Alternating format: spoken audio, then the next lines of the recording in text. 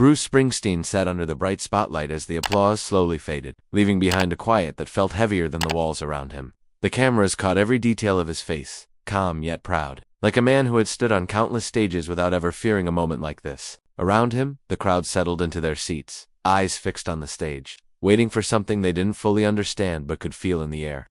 Then, through the shimmer of lights and the polished floor, a man walked in tall, steady, dressed in plain clothes that almost clashed with the shine of the evening. Ibrahim Traoré moved with a kind of presence that didn't need music or noise to be noticed.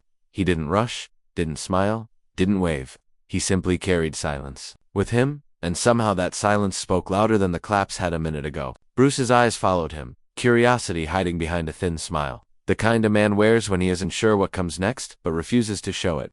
Ibrahim reached him, stood close enough for the cameras to frame them together. Music and a man most in the room barely knew. He looked at Bruce, his voice soft but clear as he said, "Thank you for listening." Bruce nodded, polite, almost casual. But something in the weight of that thank you pressed against the edges of the stage like a shadow. The crowd stayed still, the lights hummed, and as Ibrahim turned toward the microphone, a quiet settled that felt like the calm before a storm. No one in that room knew that the next few words would feel heavier than any song Bruce had ever written. Ibrahim stood still as the lights warmed his face, but his mind drifted back to doors that had slammed in his life. He remembered being a boy, barefoot and eager, running to school with a worn-out notebook, only to feel a teacher's cold hand stop him at the gate. "Not today," the man said, eyes cutting down to his name on the list, then away like he wasn't even there. That was the first lesson he learned. Sometimes your name is heavier than your voice. Years later, famine scorched the land like fire, and he watched his mother's hands tremble as she held an empty pot. He walked miles to a relief truck, begging a soldier for grain, but the man just stared past him like hunger was something he imagined. Ibrahim never forgot the way that silence hurt more than the hunger itself. Now he stood before a crowd that lived in comfort, and among them was Bruce, the man who sang about freedom, yet never wondered why some roads stayed closed to others.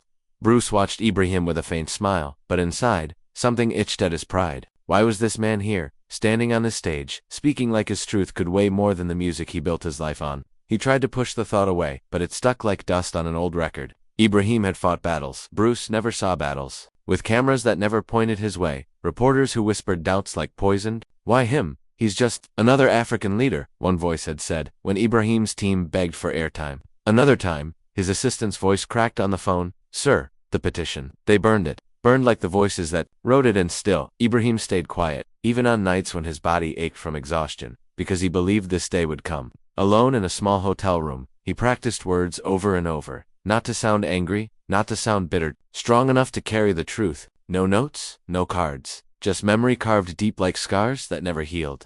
Back on stage, the silence stretched until it felt like the walls were bending under its weight. Bruce felt it too, attention pressing in from all sides, making even his breaths feel loud. Ibrahim raised his eyes, calm as still water, and when the spotlight returned to his face, he spoke not with rage, but with a calm that made every heart hold its breath.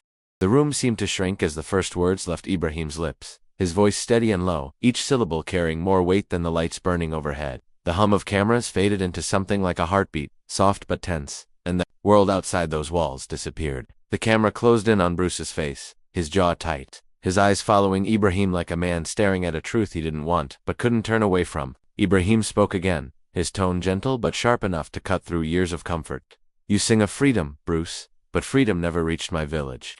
The words hung in the air like smoke, sinking deep into the silence.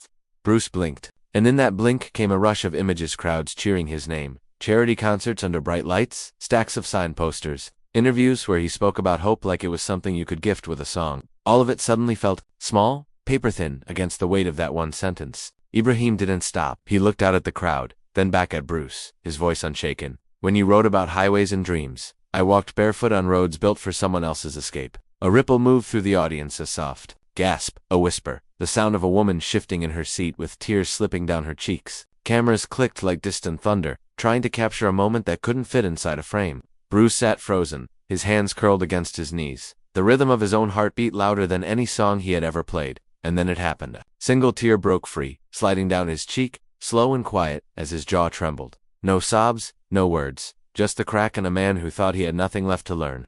Ibrahim paused, letting silence do what speeches could not. It wasn't the words that broke him, it was the truth in their silence. He stepped closer, his eyes never leaving Bruce, and said the last line with a calm that felt like the final note of a song the world had never heard before. Now you know what a song cannot hold. Bruce stood slowly, the weight of the moment pressing on his shoulders, and without a word, he stepped toward Ibrahim and pulled him into a brief, quiet embrace. No applause, no music, just the soft click of cameras trying to freeze something too raw for headlines. That single image would circle the world before the night was over, shared with captions like the night Bruce listened. Social media burned with hashtags, think pieces poured in, and news anchors called it a turning point. But in the dressing room hours later, the noise was gone. Bruce sat alone, hunched over his phone, scrolling through photos of himself under bright lights, smiling with the kind of pride that now felt hollow. His fingers stopped on an old picture from a stadium show, a sea of fans screaming his name, and for the first time in years, he wondered what any of it had really changed. The cheers were gone, the silence stayed. Across the ocean, in a small village far from the glitter of that stage, a child leaned over a cracked screen in a crowded room, watching Ibrahim's speech on repeat. His lips moved with the words, barely a whisper, "That's our voice." Back in the city, Ibrahim walked out into the night alone. No cameras followed, no one asked for a picture. The streetlights stretched long shadows as he lifted his face to the sky. No security, no applause, just stars. He came to speak, he left a scar. And somewhere behind those walls, Bruce sat in the dark, his own voice sounding strange to him as he breathed out a line softer than a song. Freedom. Never really knew her name.